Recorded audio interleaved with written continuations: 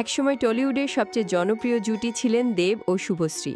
তাদের সম্পর্ক নিয়ে শুধু গুঞ্জন নয়, ছিল সত্যিকার ভালোবাসার ছাপ, যা পর্দার বাইরেও ছড়িয়ে পড়েছিল।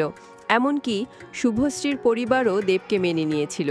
অনুরাগীরাও আশায় ছিলেন প্রিয় এই জুটির বিয়ে দেখতে পাবেন, কিন্তু সেই স্বপ্ন পূরণ হয়নি, বরং একসময় তাদের প্রেমের সমাপ্তি ঘটে।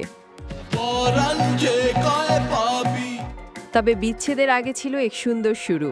2009 সালে রাজ চক্রবর্তীর পরিচালনায় চ্যালেঞ্জ ছবিতে প্রথম জুটি বাঁধেন দেব শুভশ্রী। সেই ছবির সাফল্য তাদের কেবল পর্দায় নয়, বাস্তবেও কাছাকাছি নিয়ে আসে। এরপর পরাণ যায় জোরজারের রোমিও, খোকাবাবু, একের পর এক ছবিতে তাদের রসায়ন দর্শকদের মুগ্ধ করে। পরাণ যায় জলিয়ারে সিনেমার সময়ই তাদের প্রেম গভীর হয়। সম্পর্ক এমন পর্যায়ে পৌঁছায় যে পরিবারও এতে জড়িত হয়ে পড়ে, কিন্তু সবকিছুর পরেও বিয়েতে গড়ায়নি সেই প্রেম। তাহলে হঠাৎ কি ঘটেছিল? কেনই বা ভাঙল এতটা জমে ওঠা সম্পর্ক?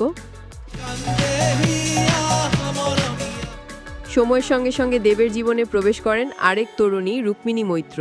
সেই সময় রুক্মিণী মডেলিংয়ে যুক্ত ছিলেন, কিন্তু দেব রুক্মিণীর ঘনিষ্ঠতা শুভশ্রী কানে গেলে সম্পর্কের টানাপড়ন শুরু হয়। এক পর্যায়ে দুজনের যোগাযোগ বন্ধ হয়ে যায়, সম্পর্কের ইতি ঘটে।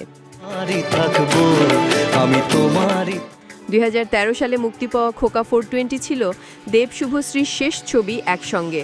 যদিও প্রেম ভাঙার পর 2015 সালে তারা আবার জুটি বাঁধেন ধূমকেতু ছবিতে, যা প্রেমের গল্পে ভরপুর। এই ছবিটি নানা জটিলতায় আটকে ছিল দীর্ঘদিন, অবশেষে এক দশক পর মুক্তি পাচ্ছে।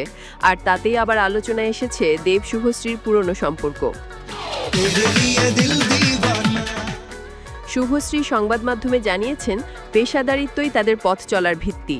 ভালো গল্প ও চরিত্র পেলে তারা আবারও একসঙ্গে কাজ করবেন। অন্যদিকে দেবও এক সাক্ষাৎকারে বলেন, এই জন্মে শুভশ্রী তার নাম থেকে দেবকে সরাতে পারবে না, আমিও পারবো না আমার নাম থেকে শুভশ্রীকে। অনস্ক্রিন জুটি হিসেবে আমরা একে অপরের সঙ্গে জড়িয়ে থাকব। নির্মাতা রাজ চক্রবর্তীরও বহু প্রতীক্ষার অবসান হচ্ছে ধূমকেতু মুক্তির মাধ্যমে। আর দেবের বর্তমান সঙ্গী রুক্মিণী মৈত্র নিজেই জানিয়েছেন, আমি জানি এই ছবির মুক্তির জন্য দেব কতটা অপেক্ষায় ছিল।